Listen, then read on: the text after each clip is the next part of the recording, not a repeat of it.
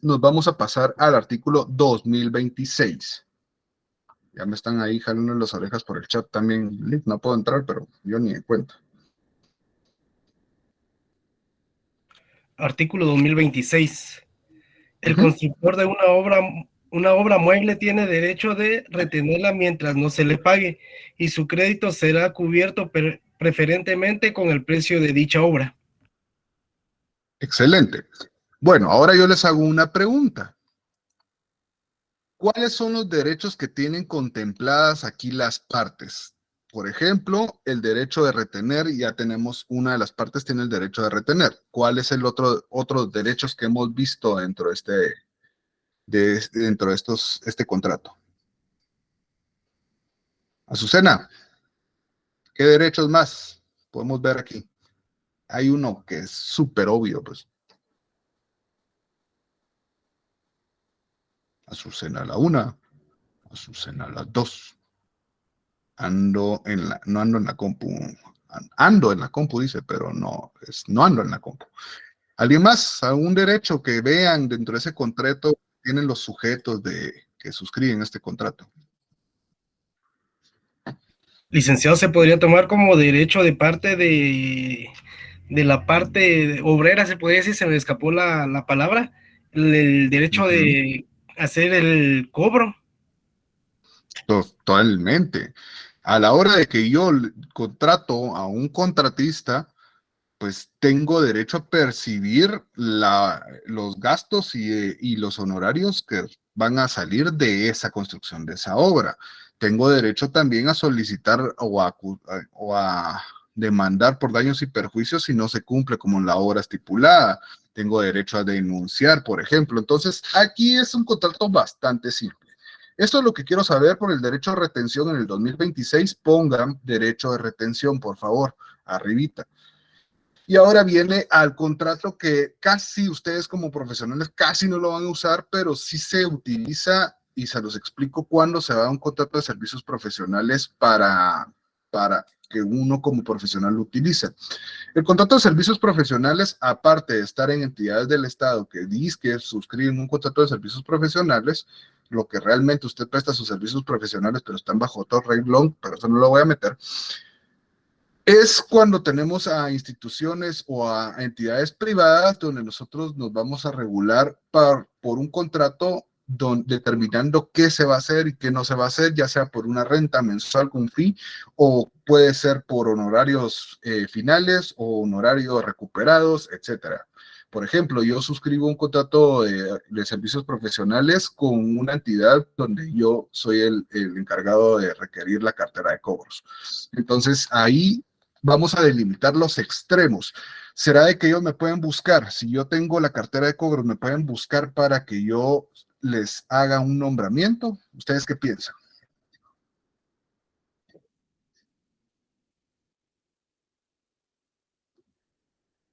¿Qué piensan? Disculpe, licenciado, ¿podría repetir la pregunta? Yo tengo un contrato de servicios profesionales con una entidad donde yo soy el encargado de requerir los cobros, recuperar la cartera de cobros, ok, los cobros atrasados, ok.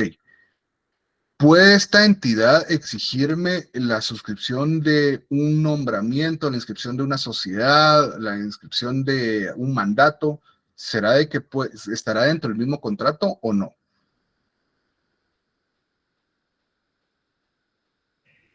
A mi criterio sería que no, licenciado. ¿Ok? ¿Brandon? Angelique, yo pensaría que no, porque el contrato que tiene con la empresa es específicamente para cartera de cobros, no esa función de Justamente. dar mandato. Excelente, justamente Azucena también. Es en un contrato de prestación de servicios dependiendo, pero la mayoría de veces se va a delimitar a la función que el profesional va a desarrollar. Por supuesto, este contrato no estamos refiriéndonos solo a nosotros como profesionales, nos estamos refiriendo a todo el profesional se puede suscribir un contrato de servicios profesionales donde él va a prestar sus servicios profesionales a cambio de una retribución. Leamos el artículo 2027 y por supuesto lo marcamos.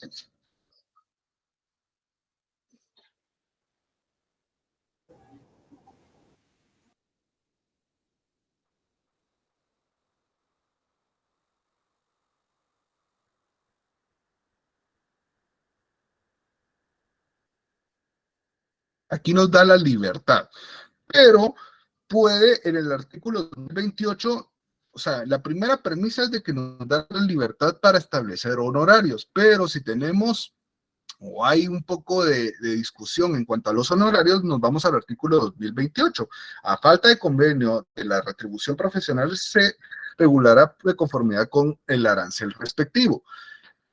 La mayoría de profesiones tienen un arancel, aunque realmente, y les soy bastante honesto, este arancel muchas veces está desactualizado. Entonces, realmente lo que queda en un contrato de prestación de servicios es que sea de forma discrecional, pero es importante. Nosotros, ¿cuál es nuestro arancel? Está dentro de nuestro código de notariado, que en algún momento lo van a ver. En la parte final de nuestro código de notariado está el arancel. Entonces, ustedes lo verán posteriormente. Ahorita no tiene sentido de que les hable de eso porque no lo han visto nada del derecho notariado. Entonces, ahí tenemos esos dos artículos que es importante. O sea, yo les puedo preguntar a María Fernanda, por ejemplo, mire María Fernanda, usted ya es profesional y yo soy representante de una entidad jurídica, de una persona jurídica, perdón. Y vamos a suscribir un contrato de prestación de servicios. Usted tiene que encargarse de realizar todos los nombramientos de la sociedad y usted me va a establecer un pacto. Unos honorarios. ¿Ese es un contrato de servicios profesionales, sí o no? Definitivamente sí. Ahí estamos estableciendo lo que vamos a hacer y los honorarios que vamos a percibir. ¿Y qué pasa si no nos pusiéramos de acuerdo con los honorarios? Pues podríamos caer a lo que establece el artículo 2028. Podríamos, porque realmente es muy poco probable de que eso suceda. ¿Estamos? Sí, ¿Estamos? Vamos al artículo 2034. Artículo. A ver, quiero oír. Espérame, Andrea. Muchas gracias, Andrea, Fátima, José Gabriel, pero creo que aquí hay 75 personas y solo están leyendo los mismos. Por favor, quiero oír a alguien más. Voy a leer yo, licenciada. Buenas noches. Artículo 2034. Buenas noches. Cuando un profesional no pueda continuar prestando sus servicios, deberá avisar con debida anticipación, según la naturaleza del trabajo, a la persona que los contrató, quedando responsable de daños y perjuicios si se separare sin dar aviso y sin dejar persona competente que lo sustituya.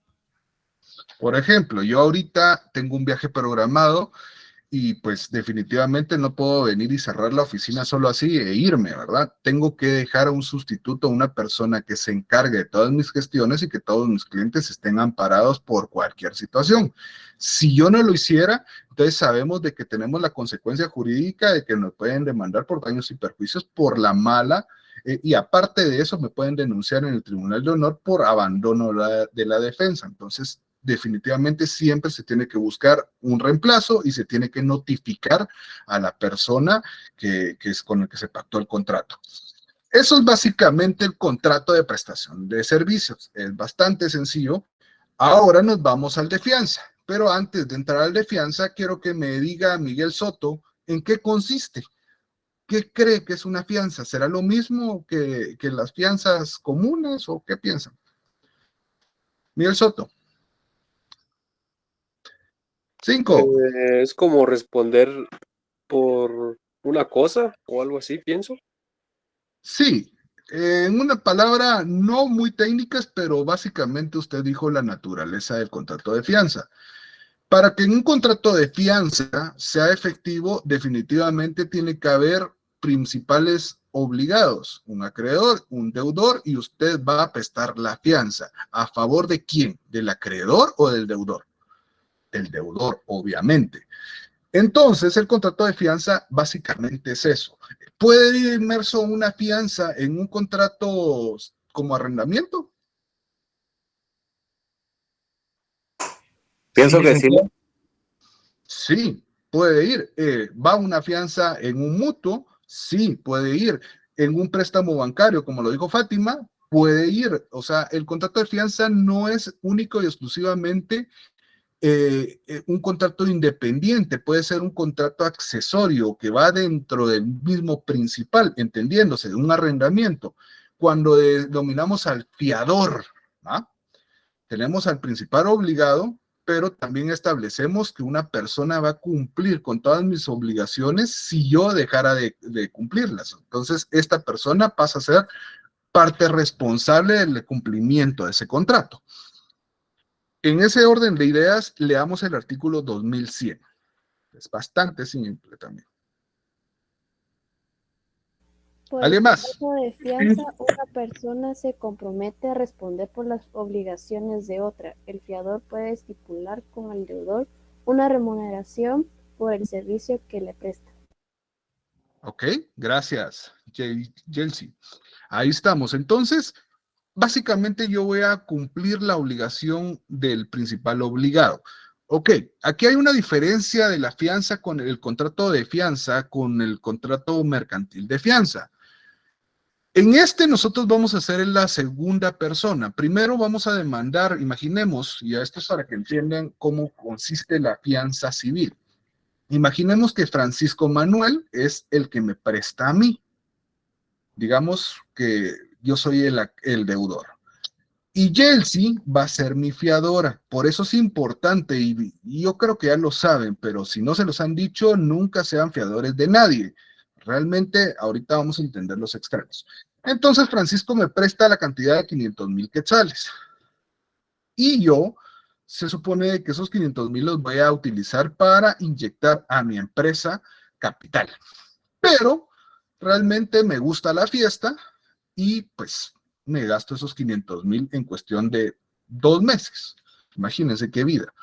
Entonces, Yeltsin, como firmó como fiadora, entonces, ¿qué hace Francisco Manuel? Va y acude con José Gabriel y le dice, José Gabriel, yo le presté a Josué Pinto la cantidad y tengo este contrato de un mutuo con garantía fiduciaria que es, y Yeltsin es la fiadora. ¿Usted qué le recomienda a José Gabriel? Podrá de una vez, porque saben de que yo estoy quebrado, pero Yeltsin tiene 5 casas, un yate y un chalet. ¿Será de que puede ir definitivamente a demandar a Yeltsin o tiene que demandarme primero a mí? ¿Qué piensan?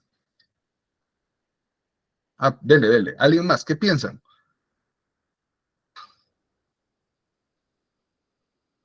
A ver, Fátima, ¿qué piensan?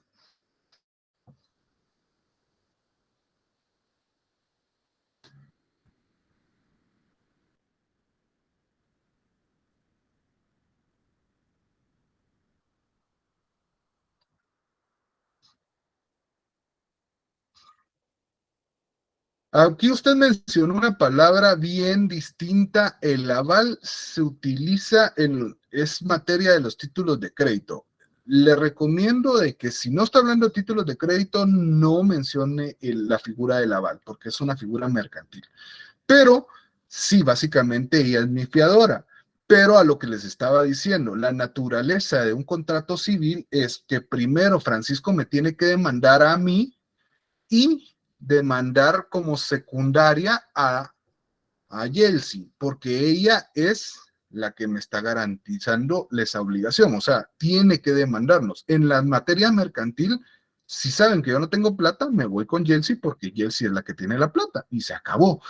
¿Entendimos bien eso? La diferencia entre la fianza mercantil y la fianza civil. ¿Sí?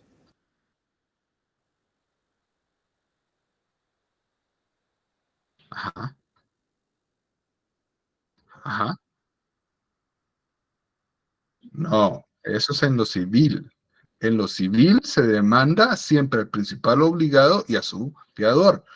En mercantil no necesariamente tiene que irse con el principal obligado. Se va por el que tiene la plata. Entonces se va a ir directamente con Yeltsin porque mi persona no tiene dinero.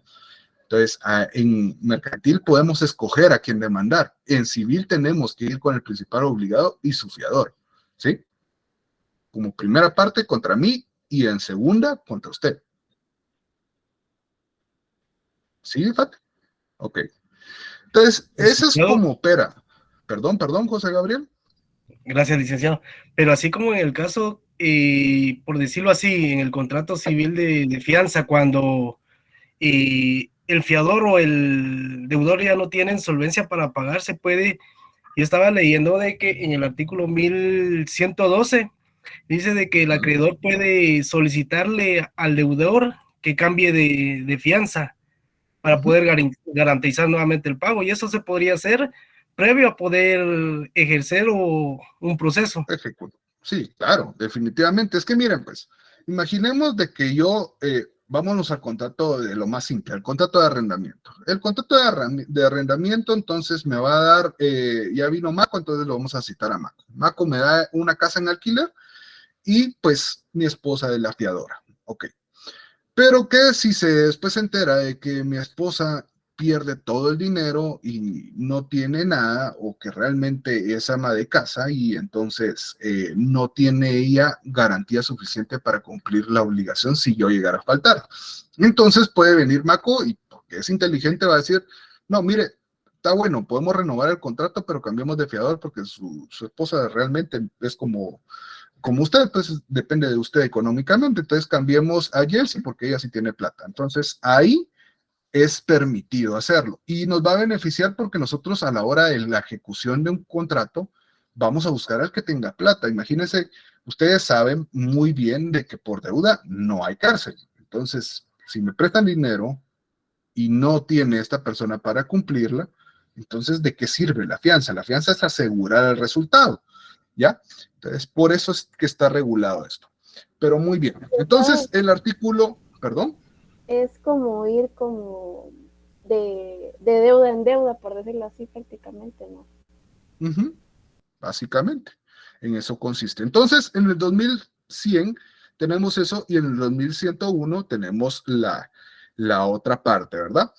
La fianza debe constar por escrito para su validez. O sea, si yo digo, por ejemplo, de que esta figura, pero Chelsea dice, sí, yo soy su fiadora, pero nunca lo hizo por escrito, ¿qué pasará? No es válida. Ahí el mismo artículo lo pone. Y entonces en 2101 pongan escrito, debe ir por escrito o escrito para que entendamos de que es la forma correcta de ser eficiente. 2103. ¿Qué dice el artículo 2103? El fiador, Olga, puede... Dele, Olga. Artículo 2103. El fiador puede limitar su responsabilidad constituyendo prenda o hipoteca. Si la fianza no fuere limitada, el fiador queda obligado no solo por la obligación principal, sino por el pago de intereses, indemnización de daño y perjuicios en caso de mora y gastos judiciales. El fiador no responderá de otros daños y perjuicios y gastos judiciales, sino de los que se hubieran causado después de haber sido requeridos para el pago. Gracias, Olga. Les explico este artículo con el ejemplo concreto. Seguimos con el arrendamiento. No, mejor sigamos con el mutuo, que es más fácil. Entonces, perdón, Chelsea, que la siga citando. Francisco me prestó a mí los 500,000 quetzales y Chelsea es mi fiadora. Por escrito lo hicimos constar en el mismo mutuo, se hizo la cláusula de la fianza. Ok, pero Chelsea no es nada babosa y establece, yo voy a responder por 250,000 quetzales, únicamente. Entonces, ¿ahí qué pasa? Es una fianza limitada. Ahí estoy cerrando la puerta para futuras cuestiones. Si Chelsea dice que va a responder como usualmente se consigna, que va a responder por las obligaciones presentes o futuras, que me refiero a futuras, por los daños y perjuicios, por todos los gastos e intereses, mora, etcétera, etcétera, entonces ella va a responder con su patrimonio para estas cuestiones. Si la limita, entonces cerramos y ustedes pueden ser fiadores en forma limitativa, pero realmente la mayoría de contratos siempre lo dejan en forma ilimitada para buscar garantizar esa obligación. Entonces, por eso es que ahora ustedes ven que van a sacar un préstamo y le piden un fiador, al fiador también lo investigan. Porque qué chiste tiene prestarle dinero a alguien y que el fiador esté más quebrado que la palabra. Entonces, no va a haber alguien que garantice esa obligación. Por eso es que se investiga para que sea solidariamente responsable con el principal. Eso es lo que dice el artículo 2103. Entonces ya sabemos que hay responsabilidad limitada en la fianza, sí puede haber una responsabilidad limitada cuando se fija un monto específico. ¿Estamos? Ahora, ¿qué pasa?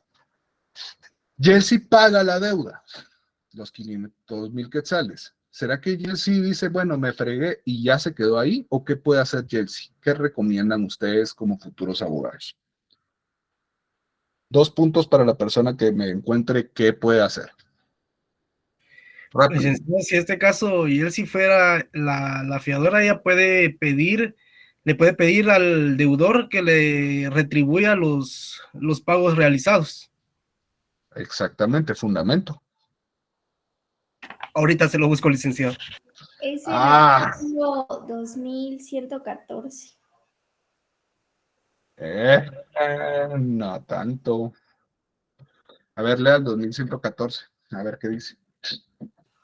El fiador que paga o cumple la obligación del deudor en todo o en parte tiene derecho a que éste le reembolse la totalidad de lo pagado.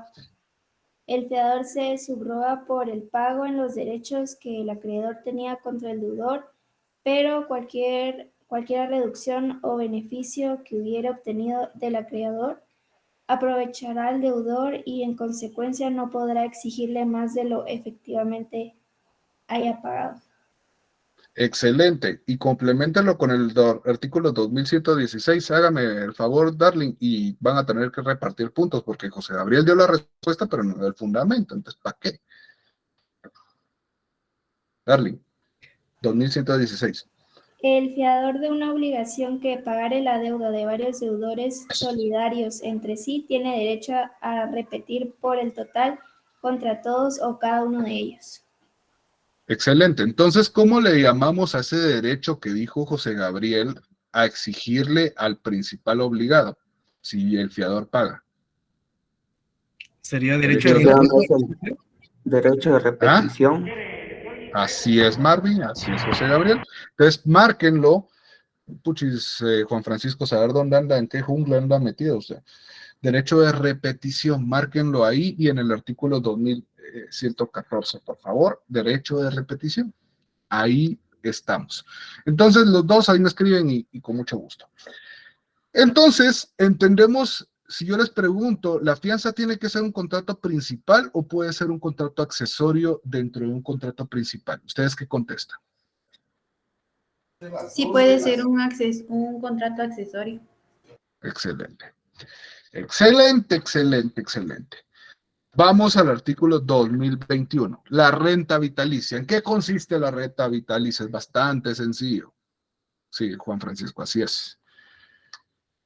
¿Qué consiste? Yo le doy a Azucena mis bienes, ella los administra, pero ella se compromete a pasarme una renta hasta que yo me muera. ¿Será que eso es la renta vitalicia o no? Yo considero que no, licenciado, porque yo lo que comprendí de que la renta vitalicia, y vi ejemplos en el internet de que era como que más con una aseguradora, de que uno daba, bueno, eso quise ver, yo he visto en un ejemplo en el internet, Okay. de que, ¿cómo se llama? El acreedor da los bienes a una persona, pero como pago para que ésta en un futuro le retribuya esos pagos a una persona que sea designada, ya sea al acreedor o a una persona designada. Eso es lo que quise ver. Eso tiene más forma de un fideicomiso, si no estoy mal, pero lo que acaba de citar usted, José Gabriel. A ver, Juan Francisco. Sí, la renta vitalicia más comúnmente se da cuando, digamos, yo cedo mis bienes en donación a mi hijo o a mis hijos, pero yo sigo disfrutando de la renta o de los productos que estos producen, valga la redundancia. Sí, exactamente. ¿Andrea? No sé si he comprendido el total del contrato, sin embargo, por lo que tengo entendido es, por ejemplo, cuando yo, por ejemplo, vendo una propiedad, Sin embargo, yo todavía tengo el uso y disfrute de esa propiedad hasta el día que yo fallezca. En parte. Ahora vamos al artículo 2121. ¿Que alguien lo lea? Gustavo, ayúdeme. Tavo. Que manda al licenciado, artículo 221, me dijo, ¿verdad? No, 2121. 2121, perdón. Ahorita se lo digo. De la renta vitalicia.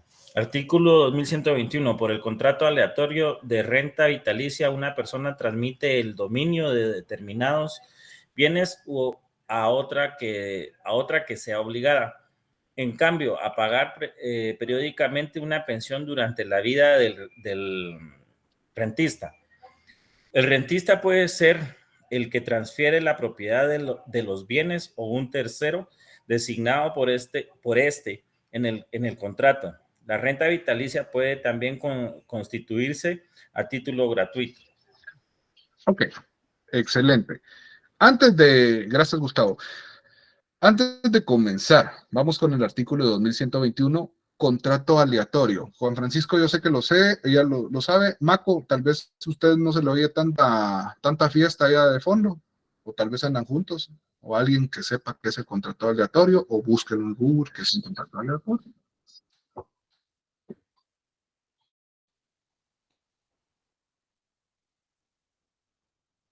5, 4, 3. École. ¿Qué dice Maco? Buenas noches. Lo que encontré es de que dice por el contrato aleatorio de renta vitalicia, una persona transmite el dominio de determinados bienes a otra que se obliga, en cambio, a pagar periódicamente una pensión durante la vida del rentista. El rentista puede ser el que transfiere la propiedad de los bienes a un tercero designado por este en el contrato. La renta vitalicia puede también constituirse a título gratuito. Sí, pero ¿qué será un contrato aleatorio? Es aquella clase de acto jurídico bilateral de naturaleza onerosa o gratuita, porque ya vimos de que este puede ser gratuito, que ya perdí el chat. Onerosa que se paga de una de las... ¿Perdón? Aquí encontré algo más, dice cuando la prestación de vida depende de un acontecimiento incierto que determina la ganancia o pérdida desde el momento en que ese acontecimiento se realice. Y dice que está en el artículo 1591 del Código Civil. Ahí está. 1591, márquenlo o apúntenlo, y aleatorio, depende de un acontecimiento futuro. Entonces, futuro incierto. Entonces, eso es lo importante.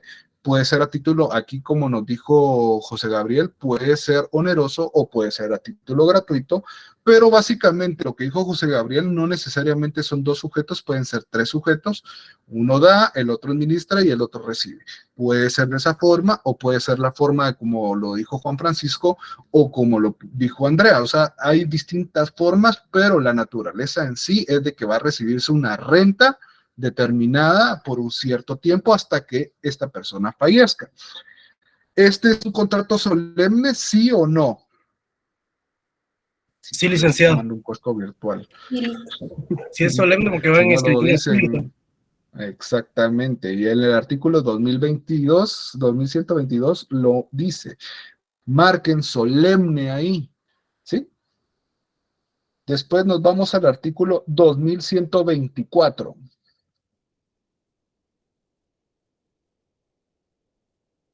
¿Alguien? 2124. Es nulo si la persona sobre cuya... Sí, siga.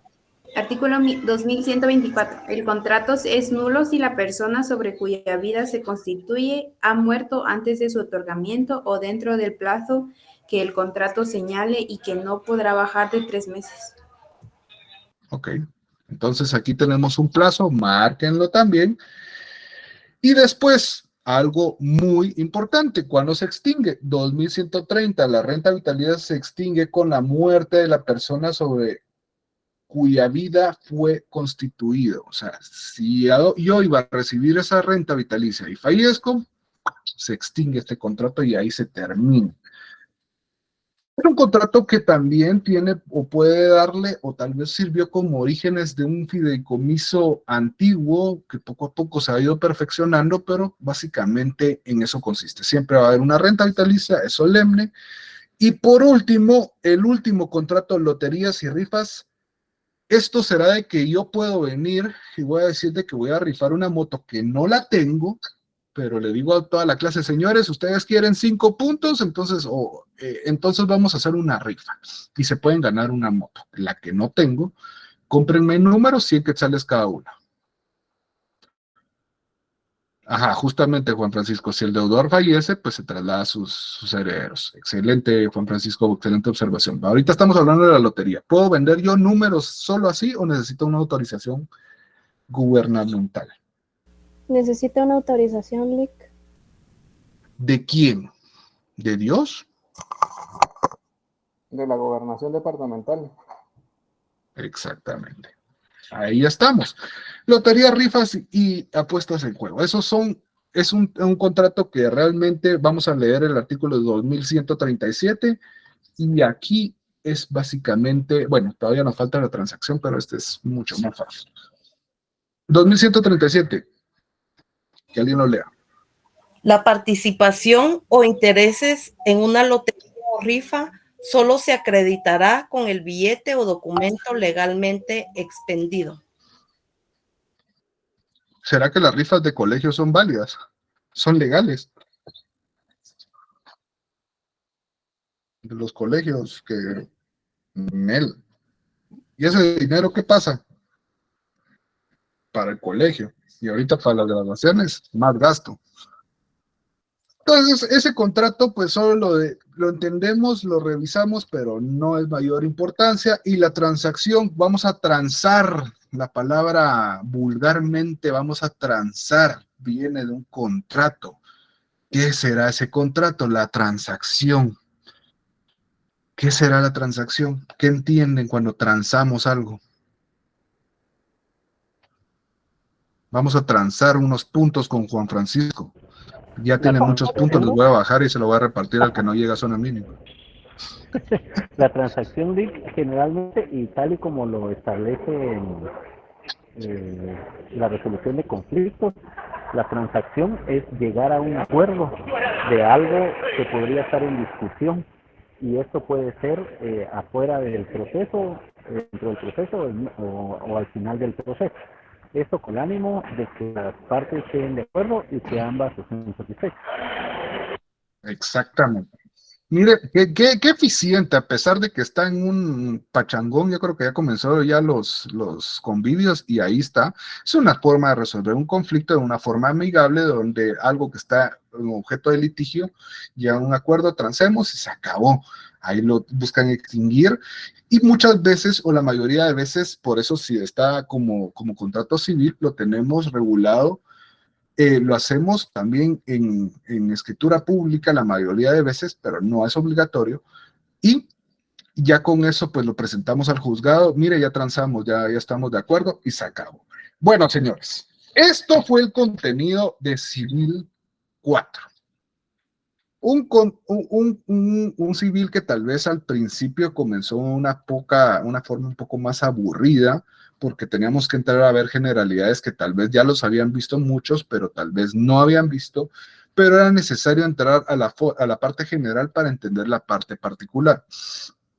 Ha sido de verdad un reto. Yo sé que para muchos es un reto adaptarse a una forma, a una mecánica distinta de evaluar, una forma distinta de entender cómo se aplican los contratos y una forma distinta de enseñanza. Yo no me apego tanto a los lineamientos donde busco que sean memorísticos o que se sepan la definición de pe a pa, pero que si la entienden, bueno, y si no, también, sino que yo me enfoco mucho más a un futuro profesional que no dudo de que muchos de ustedes van a llegar, si se esfuerzan y sobresalen de los demás. Dejan este momento de la virtualidad, ustedes ahorita están terminando un semestre virtual, pero ténganlo por seguro que el próximo semestre ya es presencial, entonces van a tener uno de los mayores retos de su vida profesional. Pasar de lo virtual a lo presencial es un encontronazo horrible. Primero porque tienen que lidiar con tráfico, tienen que lidiar con espacio, tienen que lidiar con catedráticos malos, resentidos, etcétera. Pero también es parte de la enseñanza como formación de futuros profesionales. Tienen que lidiar con todo tipo de sujetos y tienen que desarrollar ese raciocinio. Definitivamente me asistí mucho de Juan Francisco, de Maco, de Andrea, de personas, o Azucena, o Gustavo, que me fueron apoyando en la clase, pero era también porque tienen tal vez ya un poco más de conocimiento, como Juan Francisco y con Maco, tienen un poco más de conocimiento en la vida y entienden un poco más la perfección de los contratos, pero eso no quiere decir de que ninguno de ustedes sea apto para esto. Realmente, si yo me baso por las notas, nos podemos dar cuenta de que pues realmente muchos les fue muy bien y tengo la esperanza de que muchos realmente hicieron su trabajo